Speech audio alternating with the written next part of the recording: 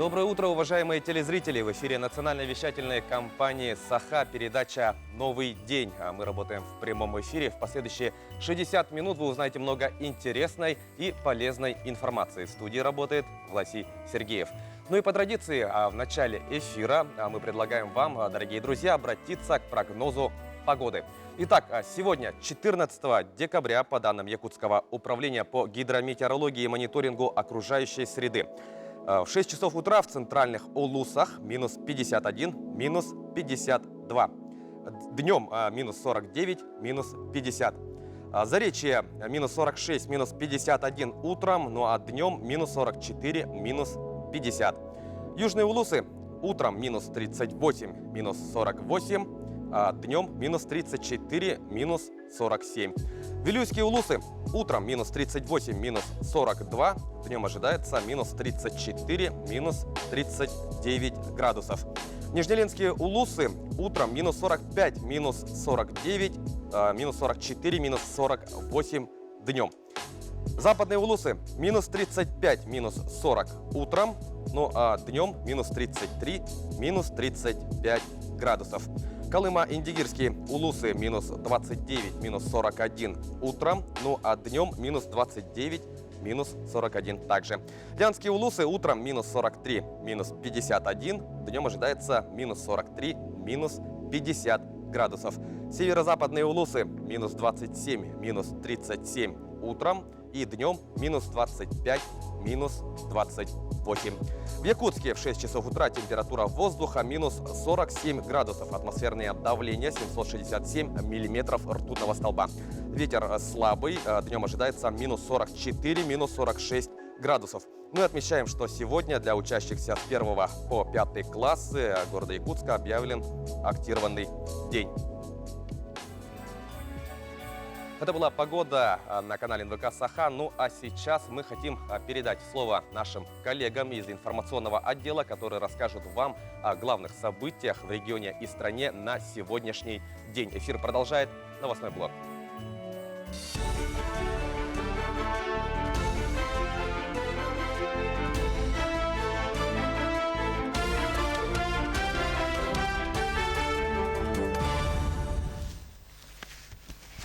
В эфире новости, в студии Анастасия Кобызева. Доброе утро.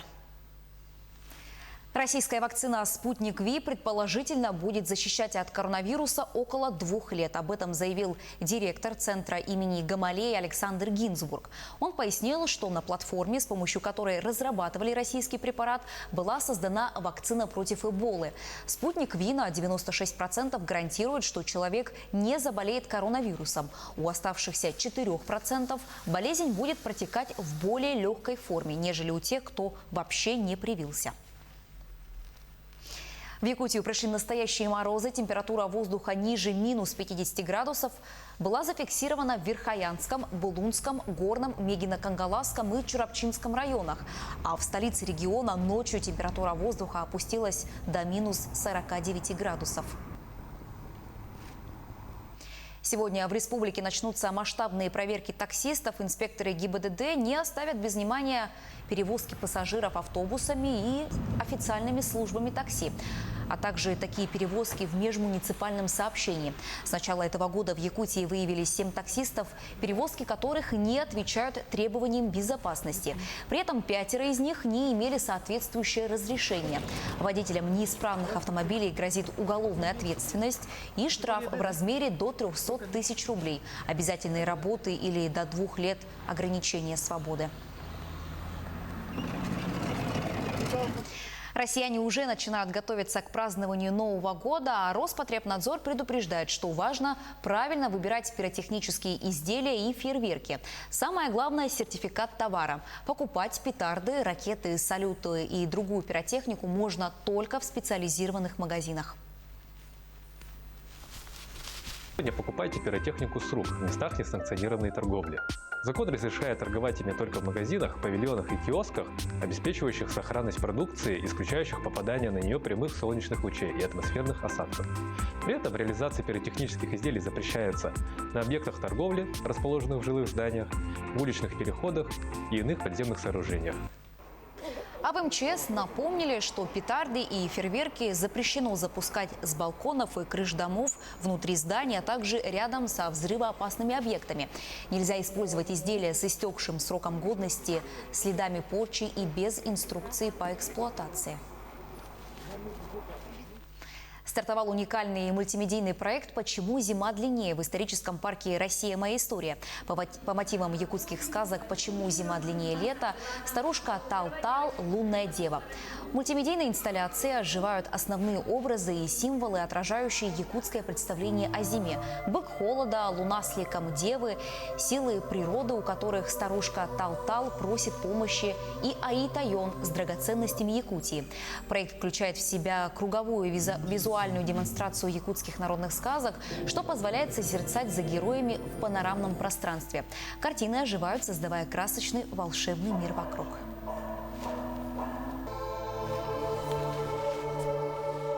Основываясь на наших якутских легендах, рассказах, вот именно мы хотели это показать, чтобы как бы связать древнее с современным, чтобы как-то это мультимедийно на современном языке подать. Вот такой вот проект сделали. Главная рождественская елка Вильнюса получила звание самой красивой в Европе по версии туристической организации European Best Destinations. На кадрах можно увидеть необычную красавицу в столице Литвы во всей красе. Ель сделана из металлических блоков с лампочками, зеркалами и живыми еловыми ветками. Такое креативное решение позволяет любоваться новогодним символом издали и сохранять безопасную дистанцию. Несмотря на современный вид, елка не теряет традиционного духа Рождества, чем и заслужила признание экспертов. Второе место в рейтинге заняла главная ель Страсбурга. На третьей строчке – рождественское дерево из Праги. Всего организация выделила 19 елок из различных европейских городов, а также Киева и Тбилиси.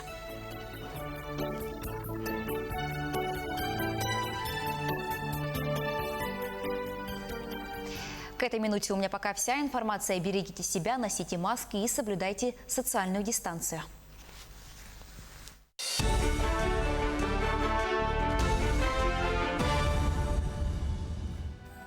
Таковы главные новости к этому часу. Мы благодарим наших коллег.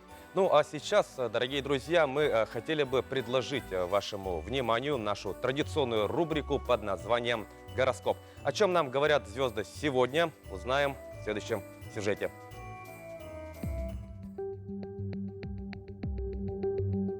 Овнам сегодня стоит прислушиваться к подсказкам интуиции. Именно благодаря им вы вовремя поймете, как нужно поступить и не допустите серьезных ошибок. Там, где дело касается работы и финансов, лучше не торопиться. Чтобы выбрать верный путь к цели, нужно как следует все обдумать. Отличный и плодотворный день у тельцов. Вы серьезны и внимательны. Старайтесь ответственно относиться к любым делам и ничего не откладывать на потом. Вам удастся избежать серьезных ошибок и принять верные решения. В этом вам поможет опыт, полученный ранее. Близнецам нужно быть осторожнее с утра. В это время возможны неприятные неожиданности, досадные происшествия, которые собьют с толку. Старайтесь меньше нервничать. Можно проявить инициативу в делах, но не стоит брать на себя слишком большую ответственность. Далеко не все зависит от вас. Раки. День не лишен трудностей, но все же вполне благоприятен. Если вы готовы приложить усилия ради достижения поставленных целей, то обязательно добьетесь своего. Лучше рассчитывать только на свои силы и никому не обращаться за помощью. Так вы сэкономите немало времени. У львов день складывается весьма противоречиво. Влияние негативных тенденций дает о себе знать. Могут нарушаться договоренности, возникать проблемы в работе. С другой стороны, именно сегодня можно приступить к осуществлению какого-то смелого замысла и сделать то, что давно хотелось. Не стоит торопиться девам. Быстро достичь успеха в чем бы то ни было сегодня вряд ли удастся. А вот хорошо спланированные и продуманные до мелочей поступки дадут нужный результат. Могут напряженно проходить многие разговоры. Это касается не только работы, но и личных дел. У весов день складывается неровно. Происходит слишком много неожиданных событий, и вы нервничаете из-за того, что не можете держать ситуацию под контролем. Если вы проявите гибкость и быстро измените планы, то сможете добиться успеха там, где даже не рассчитывали на него всерьез. У скорпионов подходящий день для поиска единомышленников, людей, которые по-настоящему разделяют ваши идеи и взгляды на жизнь. Вместе вы сможете достичь поставленных целей. Очень полезными сегодня окажутся подсказки интуиции. Она не подводит ни в профессиональных делах, ни в личной сфере. Сложный день у стрельцов. Для того, чтобы добиться успеха и избежать потерь, нужно держать эмоции под контролем, а вам это удается далеко не всегда. К тому же окружающие часто провоцируют вас, как будто специально выводят из равновесия. Сегодня доверять стоит только самым близким людям. У козерогов благоприятный день для общения, обсуждения деловых и личных вопросов. Вы со многими находите общий язык и можете поладить даже с теми, с кем раньше только и делали, что ссорились. Недавние соперники могут стать союзниками или даже верными друзьями, если вы правильно себя поведете. Спокойный благоприятный день у водолеев. Можно завершить дела, начатые раньше, разобраться в сложных вопросах, которые прежде ставили в тупик. У вас отлично получается собирать и анализировать факты. Этот день подходит для того, чтобы принимать решения, касающиеся ближайшего и отдаленного будущего. Отличный плодотворный день у рыб. Вы способны быстро справиться со многими делами и решить сложные вопросы. Появляется определенность в планах на будущее. Сегодня вероятны перемены к лучшему в профессиональной сфере и в личных отношениях. Это был гороскоп. Друзья, надеемся, что сегодня звезды будут на вашей стороне, и вы достигнете всех поставленных целей и задач. Ну что ж, друзья, прежде чем перейти к основным темам эфира, мы сейчас предлагаем вашему вниманию подборку интересных новостей. Итак, давайте начнем. Российские врачи рассказали о правилах ношения масок на улице в мороз. По их словам, ее стоит носить только при большом скоплении людей, например, на остановке общественного транспорта. В остальных же случаях надевать ее не стоит, так как маска при низких температурах быстро намокает, тем самым теряя защитные свойства. К тому же влага на защитной поверхности является хорошей средой для размножения микробов и бактерий. Помимо этого, влага на маске быстро замерзает, а это может привести к простуде. Специалисты призвали граждан незамедлительно менять мокрую маску на сухую. Они также подчеркнули, что для обогрева дыхательных путей маска не подходит. Для этой цели рекомендуется использовать шарф или другие аксессуары. Врачи также уточнили, что в помещении можно обойтись без маски, если человек находится в нем один. Названо самое опасное время для покупок продуктов для праздничного стола. Как заявляют специалисты Ассоциации компаний розничной торговли, идти в магазин за продуктами не стоит до 9 часов утра и с 18:00 до 19:00 вечера из-за большого скопления людей и угрозы распространения коронавируса. По словам экспертов, эти промежутки времени являются самыми нагруженными в плане посещаемости магазинов, поскольку утром обычно люди по пути на работу покупают себе что-нибудь на завтрак, а вечером посещают магазин на обратном пути. Они также подчеркнули, что многие супермаркеты уже в начале декабря запустили различные акции, которыми можно воспользоваться в настоящее время и не ждать окончания месяца.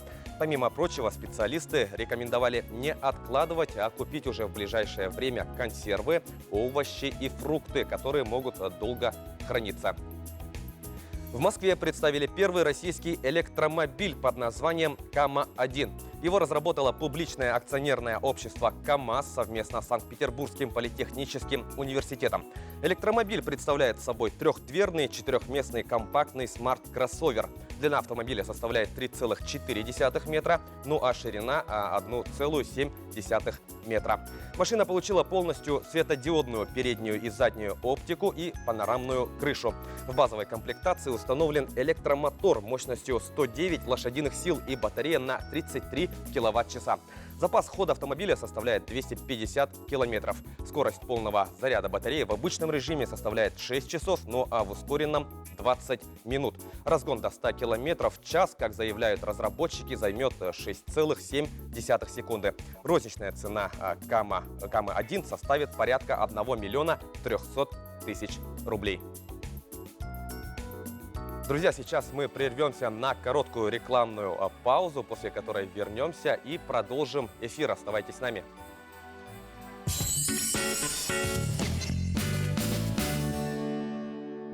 «Алроса» ответственно относится к экологии Якутии, важнейшей территории своей деятельности.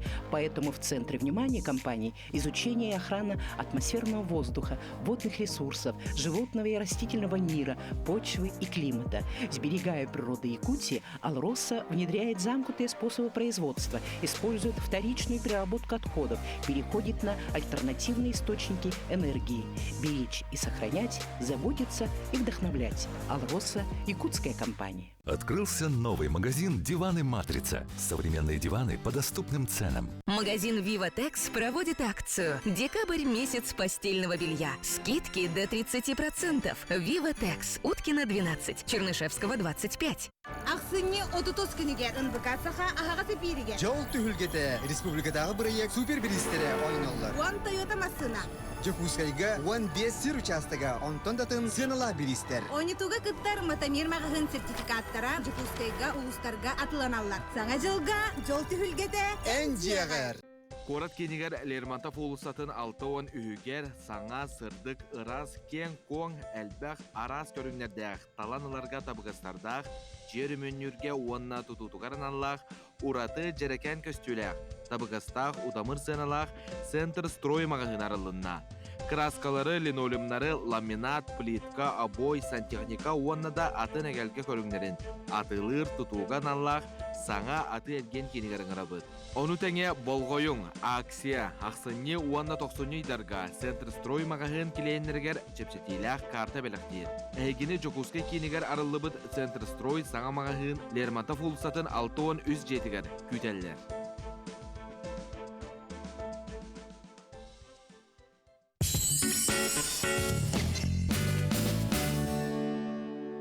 Еще раз доброе утро, дорогие телезрители. С вами вновь передача «Новый день». Мы продолжаем наш эфир. Хорошие новости от Почты России. До 20 декабря вы сможете подписаться на периодические издания со скидкой до 30%. Почта России совместно с издательскими домами снизит стоимость подписки более чем на 1700 газет и журналов. Подробнее в следующем материале. На сегодня в каталоге Почты России насчитывается около 5000 изданий. Среди них общественно-политические, развлекательные и узкоспециализированные газеты и журналы. А перед Новым годом Почта России дарит своим клиентам 30% скидку на подписку. Стоимость снизится более чем на 1700 газет и журналов. Почта России совместно с издателями продлили льготную подписку до 20 декабря. Вы можете успеть оформить со значительной скидкой до 30% подписку на первое полугодие следующего года.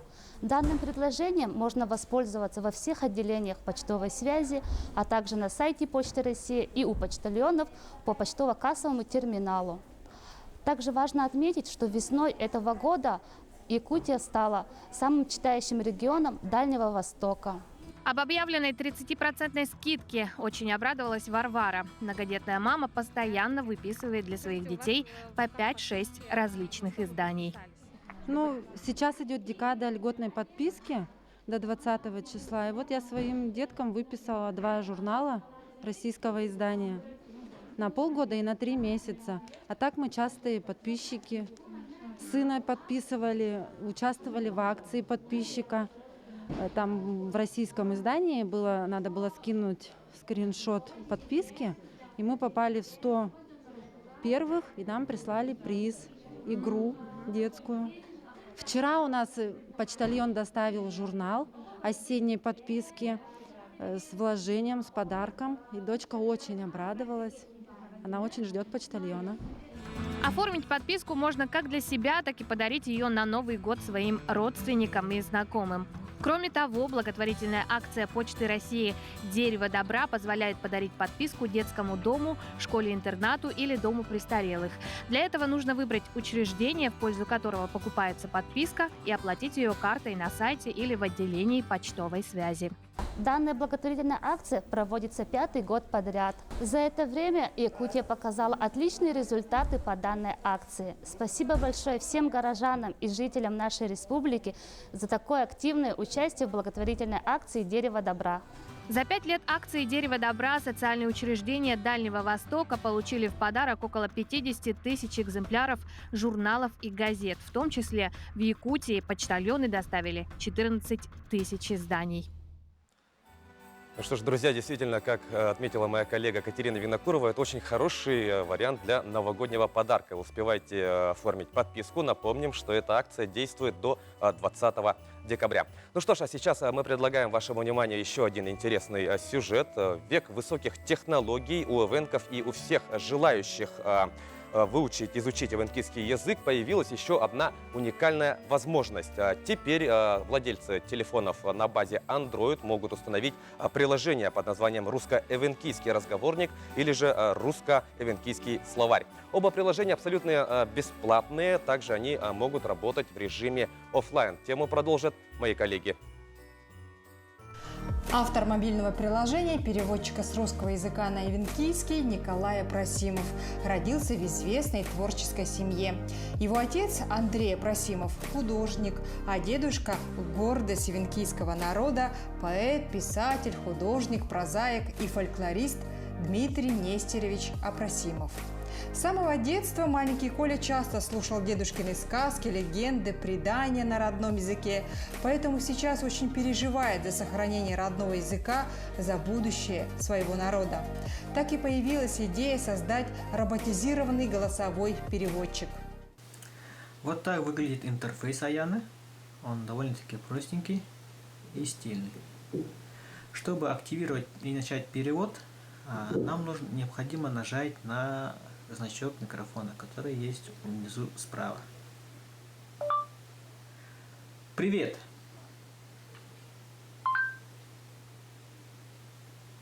Привет, Николай! Первым шагом к Аяне стал проект «Аяврик». Но он был такой медленный, обладал несуразным интерфейсом, что от него пришлось отказаться, признается Николай. Не хватало и образования, и соответствующих знаний, и, без сомнения, капитала вложений. Но крепка была мотивация. Потихоньку появились и те, кто поддержал идею Николая, а позже он выиграл грант. Я могу для тебя сейчас перевести любое эвенкийское слово. Доброе утро, переведи. А это Галтынет, а это Манит. Меня зовут Николай. Гербив, ваше имя. Приложение несложное в использовании. Для этого требуется версия Android 2.2 или более поздняя версия. Оба приложения полностью бесплатные, работают офлайн и не требуют интернет-соединения для работы. Также скромный автор проекта в будущем планирует создание мобильного приложения с возможностью мгновенного перевода с русского языка на эвенкийский с дальнейшим продвижением в онлайн-маркетах App Store и Google Play Market. А уже сейчас работает и другое детище Николая – портал по изучению эвенкийского языка при помощи эвенкийских сказок, легенд с переводом на русский язык. Ну, действительно, замечательное приложение. Напомним еще раз, это приложение доступно для владельцев смартфонов на базе Android. Бесплатное приложение, которое работает в режиме офлайн. Уверена, в скором времени приложение появится так и на App Store. Ну что ж, друзья, и сейчас мы хотим приступить к общению с первым гостем. Будем говорить мы о следующей теме. С наступлением настоящих якутских морозов обострились проблемы с отоплением в домах якутян. Не каждый знает, какой должна быть температура в квартире в период, в отопительный период, и как измерить ее и получить перерасчет, если услуга была предоставлена с нарушениями. Разобраться со всем этим нам поможет заместитель руководителя управления государственного строительного и жилищного надзора республики Павел Корнилов. А сейчас он с нами на прямой связи. Итак, Павел, доброе утро. Доброе утро, уважаемые телезрители. Ну что ж, обозначили мы нашу тему, да, что же делать, какой должна быть температура воздуха в квартире в зимний период и кому же надо обратиться, если дома холодно? Хорошо. Причинами холода в квартире могут являться несколько факторов. Первое – это промерзание наружных стен. Второе – недостаточное утепление межпанельных швов в домах и стеновых панелей. Третье – это продувание окон. Четвертое – недостаточное утепление цокольного перекрытия на первых этажах или чердачного перекрытия на верхних этажах многоквартирных домов. Но сегодня предметом нашего разговора является недостаточная температура теплоносителя в системе отопления, то есть, по-простому говоря, в наших батареях. Необходимо отметить, что температура батарей также зависит от нескольких причин. Первое – это когда теплоноситель с недостаточными параметрами, то есть с низкой температурой, уже подается к наружной стене конкретного многоквартирного дома из магистральных сетей. Это, в свою очередь, также зависит от нескольких факторов. Недостаточное утепление магистральных сетей, то есть теплотрасс. Второе – так называемого шайбирования, установки шайбы в узле ввода в дом. Или недостаточной работы котельных, которые могут быть как ведомственными, так и централизованными. Вторая причина недостаточной температуры ваших батарей может зависеть от, первое, несбалансированной системы отопления в самом доме, от завоздушивания системы на верхних этажах, от образования толстого слоя накипи внутри труб и радиаторов при длительной эксплуатации.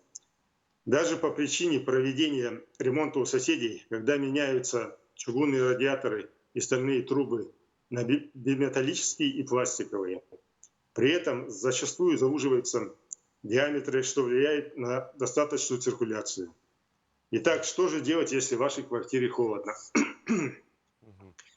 Согласно правилам предоставления коммунальных услуг, утвержденных постановлением правительства Российской Федерации номер 354 от 6 мая 2011 года, температура в жилых помещениях в холодный период года должна составлять в районах с температурой наиболее холодной пятидневки минус 31 градус и ниже, то есть как раз на территории нашей республики, в жилых помещениях не ниже плюс 20 градусов, в угловых комнатах плюс 22 градуса.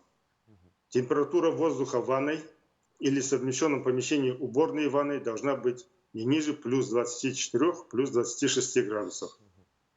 При возникновении проблем с низкой температурой в квартире обращаться нужно именно к исполнителю услуг, в управляющую компанию, товарищество собственников жилья или в ресурсоснабжающую организацию, в зависимости от способа управления в многоквартирном доме. Исполнитель должен к вам прийти, провести замеры температуры воздуха в помещениях, составить акт в 2 экземплярах, в котором указывается наличие либо отсутствие нарушений качества предоставляемой услуги по отоплению. Устранением таких причин холода в квартире, как недостаточная подача температуры или давление тепловой энергии, нарушение в работе общедомовых инженерных систем, также должен заниматься исполнитель предоставления услуг, то есть ваша управляющая компания, ТСЖ или ресурсоснабжающая организация. Вот, Павел, если вот мы обратились, да, к исполнителю, вот, попросили его устранить неполадки, а что же делать, если вот мы звоним, а никто не пришел? В этом случае, если никто не приходит, не делает замеры в ваших жилых помещениях, то жильцы могут составить акт самостоятельно в присутствии 2 соседей или пригласить 2 независимых людей с обязательной фиксацией температуры. При этом самостоятельный замер температуры делается в середине комнаты, примерно в полуметре от радиатора на высоте 1 метра от пола, предварительно отключив электрические обогреватели, если они были включены. Измерительные приборы должны соответствовать требованиям стандарта. Далее, заявлением и актом необходимо обратиться к исполнителю услуг для перерасчета и устранения причин проблем с отоплением.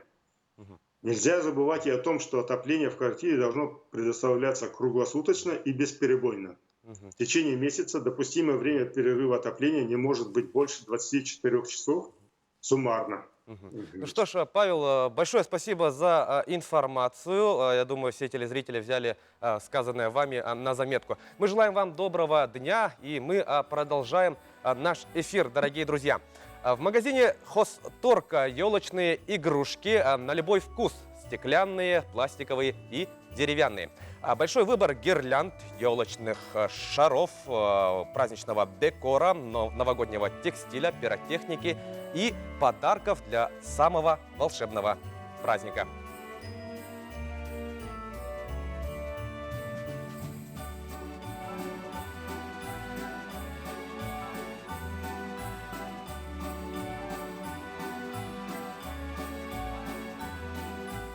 Друзья, сейчас мы прервемся на короткую рекламную паузу, после которой продолжим наш эфир. Оставайтесь с нами.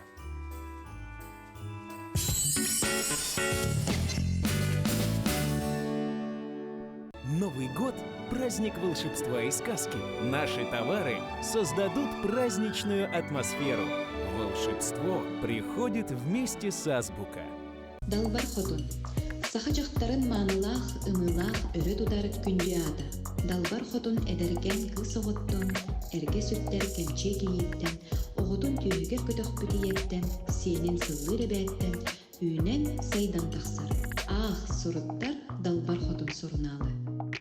Пора праздничных салютов. Выбирайте проверенный временем русский фейерверк в компании «Салют ЕКТ». Наши адреса: город Якутск, Покровский тракт, 4 километр, дом 2, Чернышевского 51/2, Жарницкого 56, ТВЦ «Оптимист Проф». Дарите детям радость. Новогодние скидки до 40% на телефоны и аксессуары. Далмарт, Ленина 11. Сағабыт сайдам жонун уру ювелирный компания саңа жылынан эгартелир. Үйөрү көтү үктелленен, жол соргу кынаттанын, чугас. Таптыр жоңутугар уру седерей оңоптарын бәләхуну. Уругут тенейдин. Все в жизни определяет выбор. Следовать за воображением без оглядки на условности. Формировать круг общения чувствами, а не расчетом. Обращаться к миру на языке музыки и быть понятым. Любить оригинальные решения, видя в них ключ к уникальности. УТУМ Плюс. Всегда больше, чем просто дом.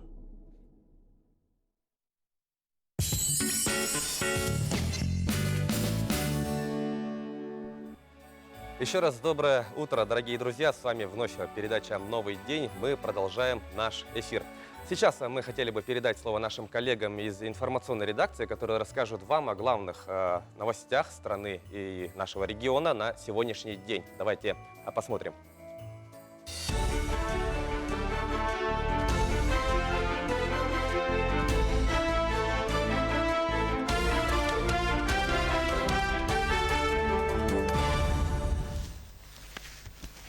В эфире новости, в студии Анастасия Кобызева. Доброе утро. Российская вакцина «Спутник Ви» предположительно будет защищать от коронавируса около 2 лет. Об этом заявил директор Центра имени Гамалеи Александр Гинзбург. Он пояснил, что на платформе, с помощью которой разрабатывали российский препарат, была создана вакцина против Эболы. «Спутник Ви» на 96% гарантирует, что человек не заболеет коронавирусом. У оставшихся 4% болезнь будет протекать в более легкой форме, нежели у тех, кто вообще не привился. В Якутию пришли настоящие морозы. Температура воздуха ниже минус 50 градусов была зафиксирована в Верхоянском, Булунском, Горном, Мегино-Кангаласском и Чурапчинском районах. А в столице региона ночью температура воздуха опустилась до минус 49 градусов. Сегодня в республике начнутся масштабные проверки таксистов. Инспекторы ГИБДД не оставят без внимания перевозки пассажиров автобусами и официальными службами такси, а также такие перевозки в межмуниципальном сообщении. С начала этого года в Якутии выявились 7 таксистов, перевозки которых не отвечают требованиям безопасности. При этом 5 из них не имели соответствующее разрешение. Водителям неисправных автомобилей грозит уголовная ответственность и штраф в размере до 300 тысяч рублей, обязательные работы или до 2 лет ограничения свободы. Россияне уже начинают готовиться к празднованию Нового года, а Роспотребнадзор предупреждает, что важно правильно выбирать пиротехнические изделия и фейерверки. Самое главное – сертификат товара. Покупать петарды, ракеты, салюты и другую пиротехнику можно только в специализированных магазинах. Не покупайте пиротехнику с рук в местах несанкционированной торговли. Закон разрешает торговать ими только в магазинах, павильонах и киосках, обеспечивающих сохранность продукции, исключающих попадание на нее прямых солнечных лучей и атмосферных осадков. При этом реализация пиротехнических изделий запрещается на объектах торговли, расположенных в жилых зданиях, в уличных переходах и иных подземных сооружениях. А в МЧС напомнили, что петарды и фейерверки запрещено запускать с балконов и крыш домов, внутри здания, а также рядом со взрывоопасными объектами. Нельзя использовать изделия с истекшим сроком годности, следами порчи и без инструкции по эксплуатации. Стартовал уникальный мультимедийный проект «Почему зима длиннее» в историческом парке «Россия. Моя история». По мотивам якутских сказок «Почему зима длиннее лета», старушка Тал-Тал, лунная дева. В мультимедийной инсталляции оживают основные образы и символы, отражающие якутское представление о зиме. Бык холода, луна с ликом девы, силы природы, у которых старушка Тал-Тал просит помощи, и Аи-Тайон с драгоценностями Якутии. Проект включает в себя круговую визуальную демонстрацию якутских народных сказок, что позволяет созерцать за героями в панорамном пространстве. Картины оживают, создавая красочный волшебный мир вокруг.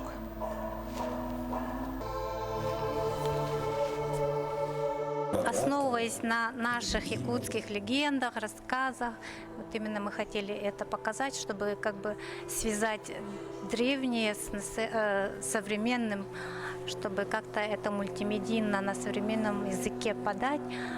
Вот такой вот проект сделали. Главная рождественская елка Вильнюса получила звание самой красивой в Европе по версии туристической организации European Best Destinations. На кадрах можно увидеть необычную красавицу в столице Литвы во всей красе. Ель сделана из металлических блоков с лампочками, зеркалами и живыми еловыми ветками. Такое креативное решение позволяет любоваться новогодним символом издали и сохранять безопасную дистанцию. Несмотря на современный вид, елка не теряет традиционного духа Рождества, чем и заслужила признание экспертов. Второе место в рейтинге заняла главная ель Страсбурга. На третьей строчке – рождественское дерево из Праги. Всего организация выделила 19 елок из различных европейских городов, а также Киева и Тбилиси.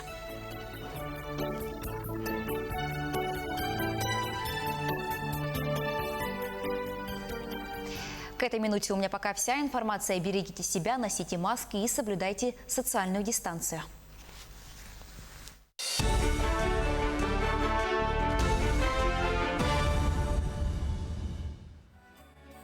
Таковы главные новости к этому часу. Мы благодарим наших коллег и надеемся, что сегодняшний день запомнится вам только положительными событиями.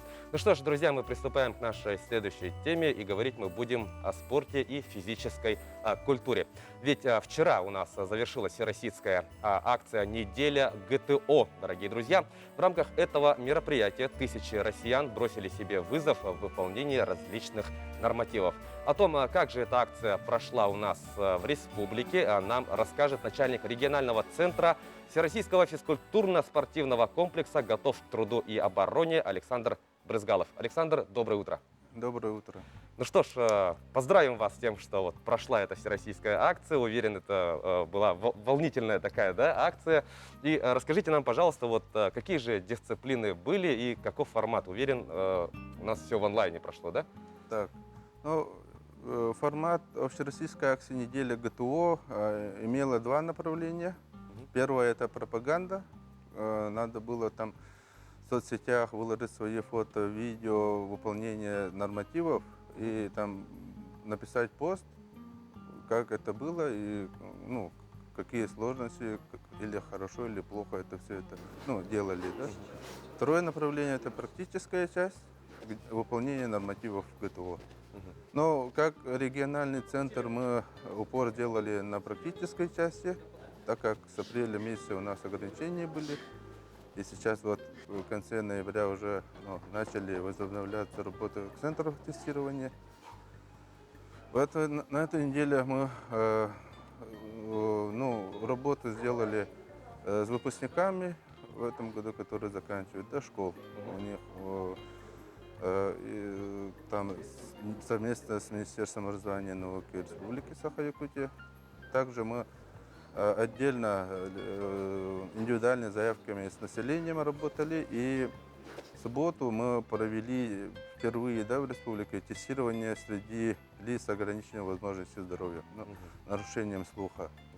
И, у нас также мы по районам, если сказать, надо отметить вот Нерюнгринский, Вилюйский, Хангаласский, Горный, Амгинский, которые тоже активно приняли участие. В связи с тем, что сейчас не везде, да, в районах открыты, сняты ограничения по выполнению нормативов, поэтому вот сейчас как местные оперштаб, муниципальное образование, где разрешили, они начали вот принимать нормативы.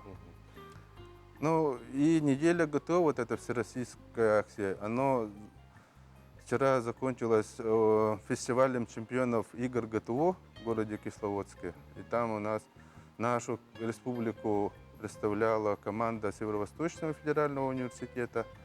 Благодарим ректора Антона Николаева и директора Института физкультуры и спорта Гоголева Николая за поддержку движения ГТО. Соревнования в Кисловодске, кстати, вот вчера стартовали, и уже были новости о том, что студенты наши отличились, да, в какой-то дисциплине уже были результаты. Поправлю, да, это не студенты, это было педагогическо-профессорский состав, преподавательский состав был, да, 6, 7, 8 ступени. 3 женщины, 3 мужчины.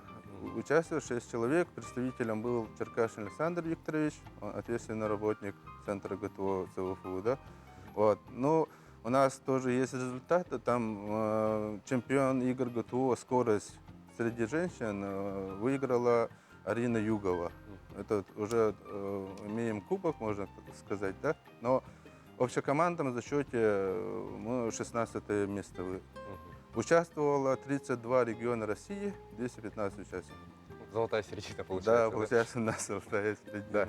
Ну что ж, вот мы говорим о том, что у нас завершилась, да, неделя ГТО, у нас участвовали как ученики, да, которые выпускаются в этом году, так и люди с ограниченными возможностями здоровья. Если говорить примерно о цифрах, хотя бы примерно, сколько человек приняло участие в этой неделе? На этой неделе менее 1000 человек участвовало, да, где-то. Сейчас по предварительным подсчетам где-то 800 с лишним. Но сейчас тоже вчера в некоторых районах только закончились, и поэтому на этой неделе мы полностью соберем всю информацию.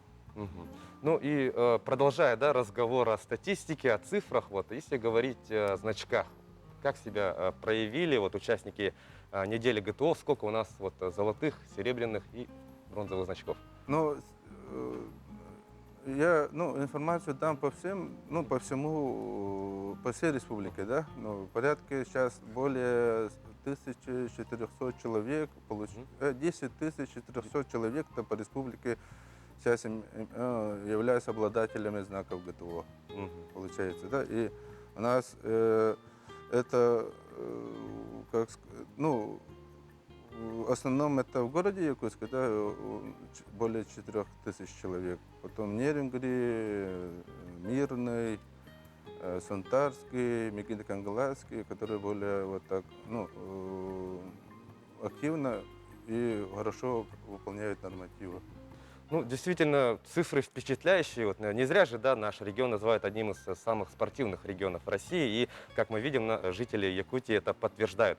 Если говорить в целом, да, о движении ГТО у нас в республике, мы знаем, что сейчас у нас уже идет этап реализации. В целом вообще, если подводить итоги 2020 года, какая работа проделана и как вы ее оцените?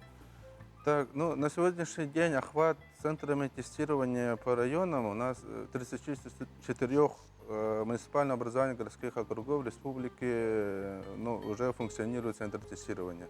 Сейчас осталось 2 района, которые мы до конца года должны охватить.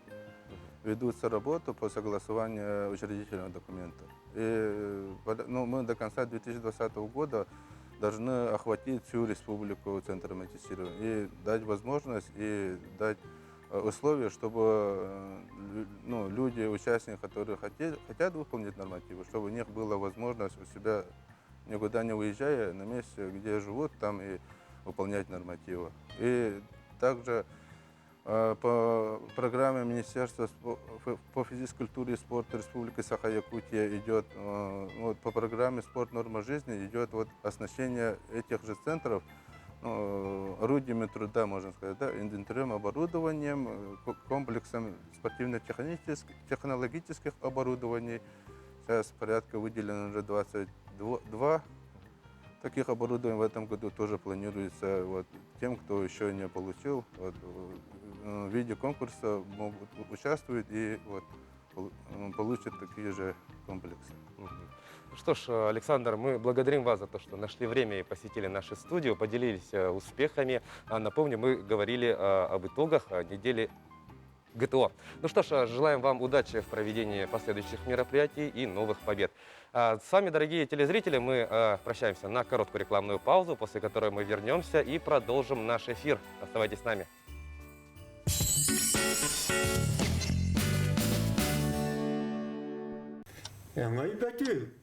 Meni yaha tuvara ağalım diye bir sahıl. Sahıl betüge harban buton da haritaya ıstamır. Bir gösteriyanı süstes tipit. Kata ben tüskunan kapsare.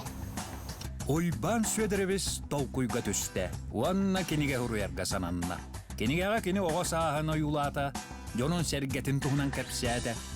Ол кенне Петр Алексеев 5 нөмірдәқ жетігер сұруй бұтын илден тұттарды.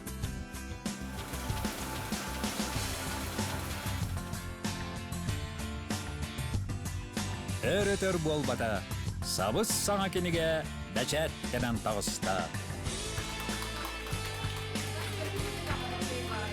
Офсет рекламалыр издательской фильм. Билсер нөмергет 36, 92, 91. Для тех, у кого снижен слух, мы подарим всю палитру звуков с помощью современных и качественных слуховых аппаратов. Звоните в аудиослух. Читайте в новогоднем журфиксе семейный портрет шеф-повара Габышева, итоги года, хроники COVID-19, словом божьим о здоровье, зрелые браки, наши за рубежом, Мексика, золотая леди, онлайн-финал, восточный гороскоп. Здравствуйте в новом году и всегда.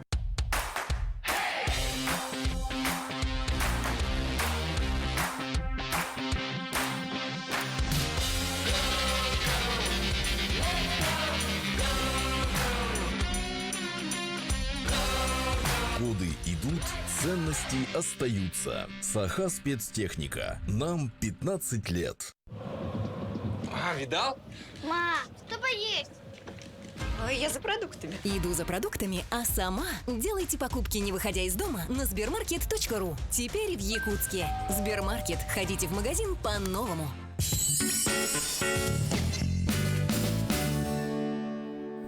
С вами вновь передача «Новый день». Мы работаем в прямом эфире. Ну что ж, мы продолжаем говорить о спорте. Сейчас пришло время для нашей постоянной рубрики «Спортивные новости». Ведь у нас спорт потихоньку продолжает возвращаться к привычному режиму, а это значит, нам есть о чем вам рассказать. Давайте посмотрим нашу рубрику. Международная федерация футбола назвала 3 претендентов на звание лучшего игрока 2020 года. В эту тройку вошли аргентинский нападающий испанской Барселоны Лионель Месси, португальский форвард итальянского Ювентуса Криштиану Роналду, а также польский нападающий немецкой Баварии Роберт Левандовский. На звание лучшего тренера года претендуют рулевой английского Лидса Марсело Бьелса, наставник Баварии Ханс Дитер Флик и тренер английского Ливерпуля Юрген Клопп. Награду лучшему вратарю оспорят Алисон Беккер из Ливерпуля, Мануэль Нойер из Баварии и страж ворот Атлетика Ян Облак. Церемония награждения пройдет в онлайн-формате 17 декабря. Футболисты Санкт-Петербургского «Зенита» на своем поле со счетом 3-1 обыграли московское «Динамо» в центральном матче 18-го тура Тинькофф российской премьер-лиги. В составе победителей дубль оформил Артем Дзюба. Еще одно взятие ворот провел Сердар Азмун. Единственный мяч гостей забил Николай Камличенко. Дзюба и Азмун лидируют в гонке бомбардиров лиги. У обоих футболистов по 10 голов. «Зенит» продолжает возглавлять таблицу чемпионата, набрав 38 очков. «Динамовцы» идут четвертыми, имея в активе 30 пунктов. В следующем туре петербуржцы дома примут столичный «Спартак», а «Динамо» в гостях сыграет Сочи. Обе игры пройдут 16 декабря. Гандболистские сборные России сыграли в ничью с командой Франции в матче основного раунда чемпионата Европы, который проходит в Дании. Встреча завершилась со счетом 28-28. Самым результативным игроком матча стала правая полусредняя россиянок Антонина Скоробогатченко, забросившая 5 мячей. По итогам 4 игр российская команда занимает первое место в таблице группы 1, набрав 7 очков. Следом с таким же количеством баллов идут француженки. Третью позицию занимают датчанки, четвертую – испанки. Замыкают таблицу представительницы Черногории. В заключительном матче основного раунда турнира россиянки сыграют со сборной Дании. Встреча состоится 20 декабря. Перейдем к событиям нашего региона. Гол студента Северо-Восточного федерального университета Янника Самплея помог Липецкому ЛКС одержать победу со счетом 3-2 над ставропольской командой Golden Eagle в матче 12-го тура чемпионата России по мини-футболу среди команд высшей лиги. Помимо Самплея взятием ворот в составе победителя отметился якутянин Никита Рычков. Еще один мяч забил Александр Войнов. У проигравших отличились Александр Крутый и Анатолий Зыков. Самплей забил 11-й гол в текущем сезоне. Он занимает 4-е место в списке бомбардиров. Его ЛКС располагается на 3-й позиции в таблице Западной конференции, набрав 30 очков. Golden Eagle идет на 5-й строке, имея на счету 26 пунктов. В следующем туре 19 декабря ЛКС сыграет со Спартаком, а Golden Eagle днем позже сойдется с Газпром Бурением. Якутянин с ДЦП стал победителем всероссийских соревнований по стрельбе из лука, которые прошли в Чите. Как сообщает «Спорт Якутии», Виктор Скрыбыкин выступил в дисциплине блочный лук среди здоровых спортсменов и завоевал золотую медаль. Якутский лучник прошел квалификационный раунд турнира с лучшим показателем. Затем он выиграл 3 спарринга и вышел в финал, где встретился с мастером-международниками из Бурятии Сергеем Шенхоровым. По итогам напряженной борьбы Скрыбыкин победил в пристрелке и стал победителем турнира. Друзья, вы уже почувствовали отдыхание Нового года, ведь мы можем создать настроение сами, своими руками. Сейчас мы предлагаем вашему вниманию мастер-класс от мастерицы Юлианы Ким. Всем привет! Сейчас я хочу вам показать, как сделать вот такую небольшую новогоднюю композицию. Я выбрала в качестве основы деревянную заготовку в виде звезды. Вот, разложила, значит, новогодние елочные шары и сверху приклею шишечки и другой декор. Берем клей и пистолет, приклеиваем все это.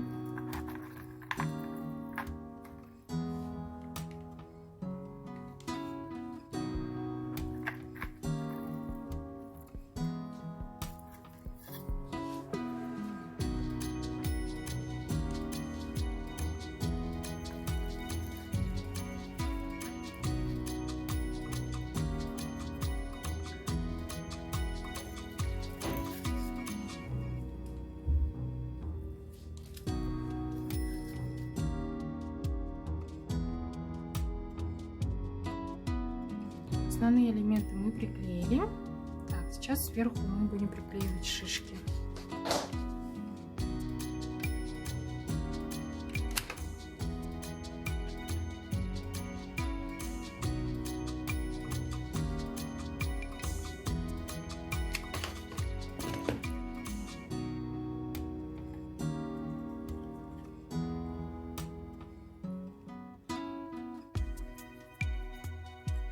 Такая у меня была звездочка от какого-то декора, я ее тоже сюда приклею.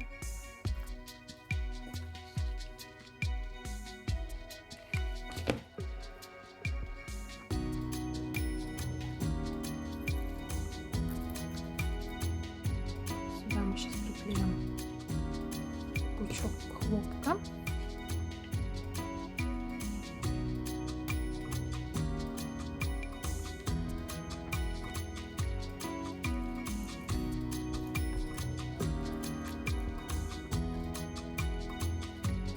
И вот такую вот дольку апельсина.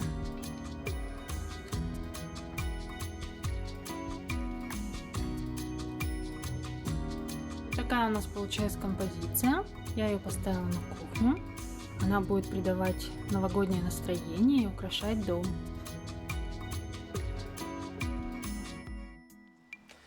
Такой вот замечательный сюжет, и мы продолжаем нашу новогоднюю тему.